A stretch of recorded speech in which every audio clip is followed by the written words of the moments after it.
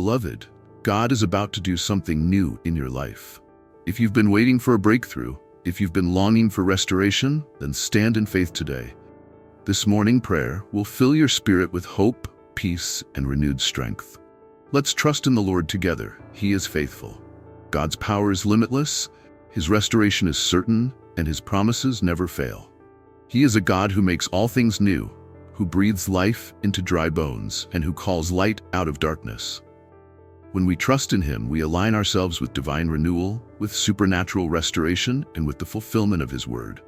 Many have lost their joy, their peace, and their faith because of trials that seem unending. Yet God is the one who takes broken things and makes them whole. In Isaiah, He declares, "Behold, I am doing a new thing. Now it springs forth, do you not perceive it?" He does not ask whether we feel it or see it. He asks if we perceive it, if we believe that He is working even when our circumstances remain unchanged. The key to walking in divine restoration is faith, the unshakable belief that God is at work behind the scenes, mending what was broken, restoring what was stolen, and lifting what was cast down. Faith is not the absence of struggle, nor is it the denial of reality.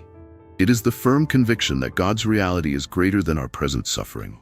Job, a man who lost everything, his children, his wealth, his health, refused to curse God despite his pain. He chose to believe, and in the end, God restored him with double of what he had lost.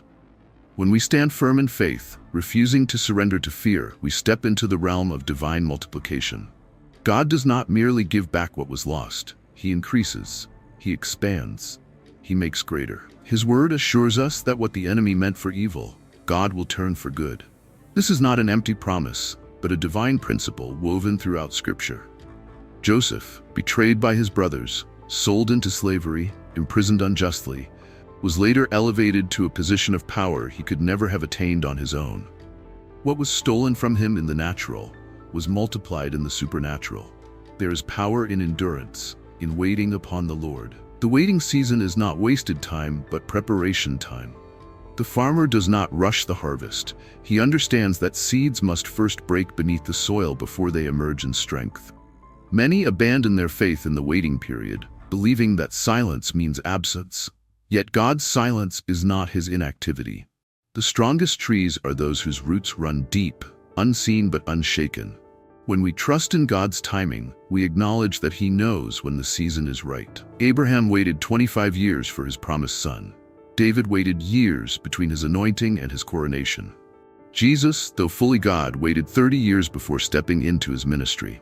Timing is everything in the kingdom of God, and He is never early, never late, but always on time. Restoration is a process, not an event. God does not simply return what was taken. He renews, refines, and repurposes.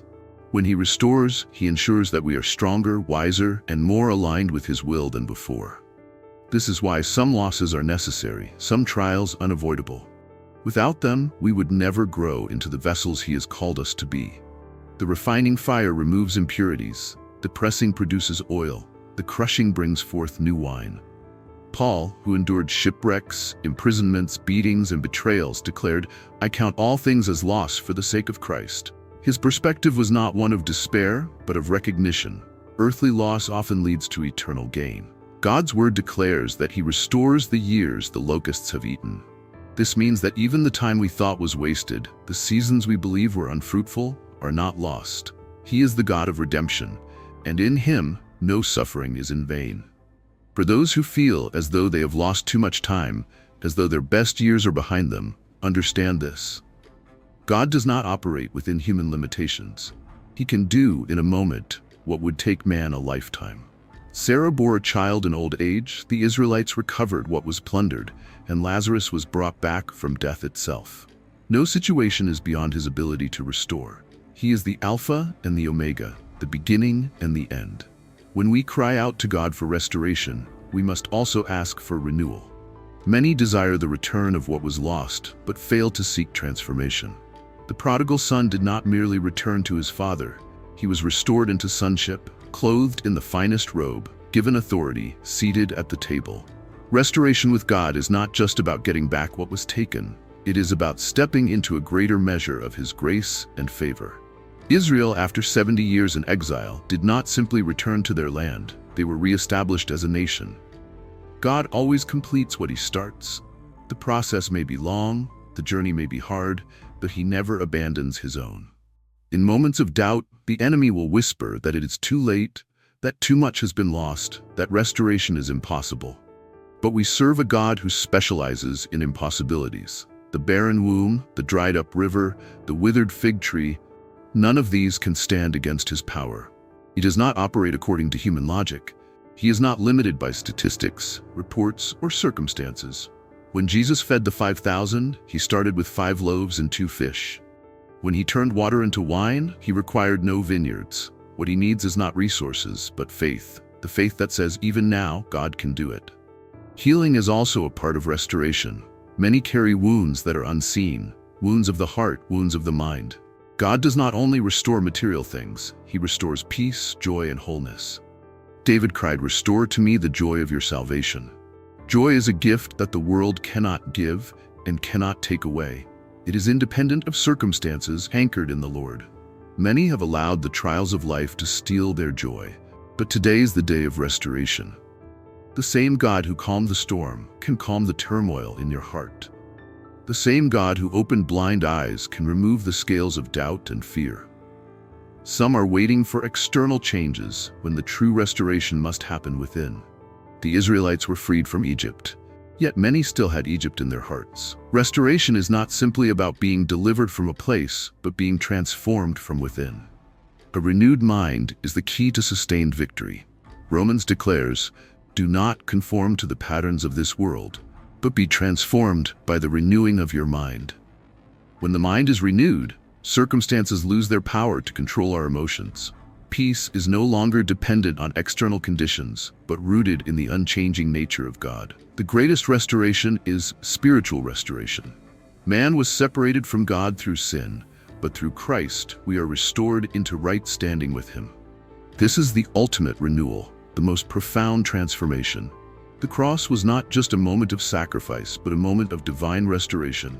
What was lost in the garden was regained on Calvary. Through him, we are not only forgiven, but made new. God is calling his people to step into this season with faith. The time for mourning what was lost is over. The time to believe for restoration is now. The enemy has stolen enough: peace, health, relationships, dreams, but today we declare that what was taken shall be returned.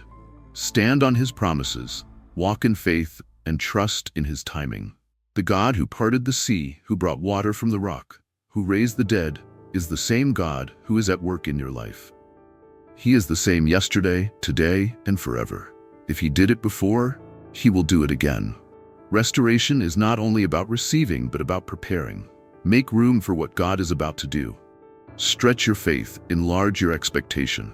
Do not settle for partial restoration when he has promised full redemption. There is no limit to what he can restore.